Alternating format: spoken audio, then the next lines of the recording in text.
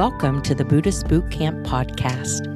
Our intention is to awaken, enlighten, enrich, and inspire a simple and uncomplicated life. Discover the benefits of mindful living with your host, Timber Hawkeye.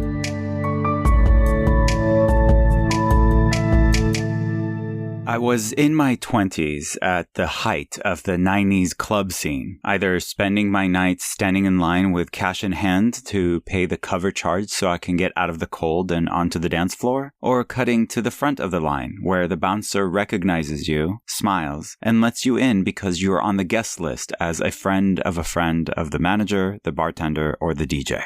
Young and broke, but addicted to bass, we did everything we could to secure a spot on that guest list. In our eyes, the bouncer at each local club was right up there with St. Peter protecting the pearly gates of heaven, where the gods spun records and nothing else mattered.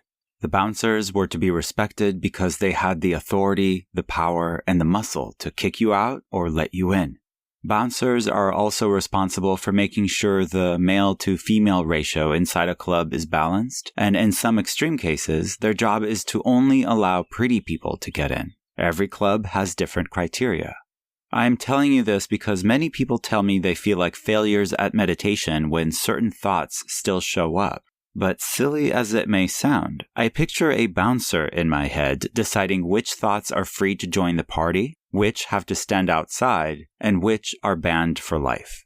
Even after years of meditation, all thoughts still show up, but that doesn't mean they all get to dance. And just like some people who were desperate to get into the club resorted to desperate measures, which is what the silly song DJ Girl was all about, depicting a conversation between a club bouncer and a very determined groupie carrying records trying to get in, saying, I'm with the DJ, okay? Some thoughts wear a disguise, use a fake ID, so to speak, anything to get in.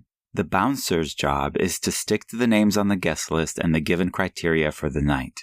Do you see how useful having a guy like that in our heads would be to keep certain thoughts, cravings, and our egos from sneaking in?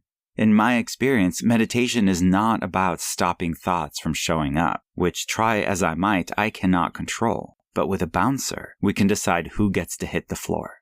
If you are not a club kid, simply imagine airport security deciding what's allowed on a plane and what is not or in what quantity. We all have baggage, for example, but if someone shows up with more than what's allowed, they either pay extra or they have to leave it behind. Use whatever metaphor works for you, but get in touch with the bouncer in you, the security guard or ticket agent, so that only thoughts that are productive, not destructive, get to stay, while the others are outside trying to sneak in behind other thoughts the way people outside apartment buildings try to enter when someone else gets buzzed inside. We need to be vigilant and never slack because once you let certain thoughts in, it can be very difficult to get them out.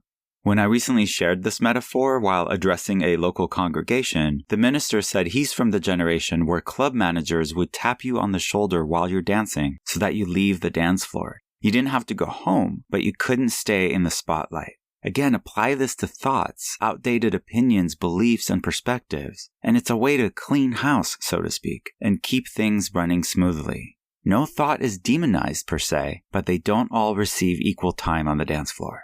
So in all seriousness, write up a guest list, so to speak, and stand guard. We have talked so much in the past about setting boundaries with other people and honoring those boundaries, but we need to set clear parameters for ourselves as well. Otherwise, we risk aspired beliefs, hostile opinions, destructive or vindictive visions, and disruptive distractions getting to live rent-free in our heads.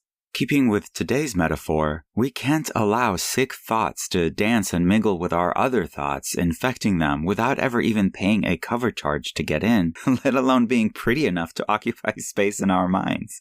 I offer these playful visuals because they really work for me and I use them myself. Some thoughts are always welcome, so they are permanently on the guest list. Others have acted up, so they've been kicked out, and a few are forever banned from coming back, especially if they try to bribe the bouncer, used a fake ID, or gained entry under false pretenses before wreaking havoc.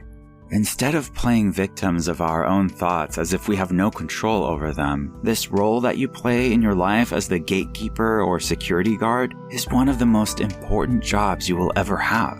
You need that bouncer. You need you. So get to work. Your happiness depends on it. Timber Hawkeye is the best-selling author of Faithfully Religionless and Buddhist Boot Camp. For additional information, please visit BuddhistBootCamp.com, where you can order autographed books to support the Prison Library Project, watch Timber's inspiring TED Talk, and join our monthly mailing list. We hope you have enjoyed this episode and invite you to subscribe for more thought-provoking discussions. Thank you for being a soldier of peace in the army of love.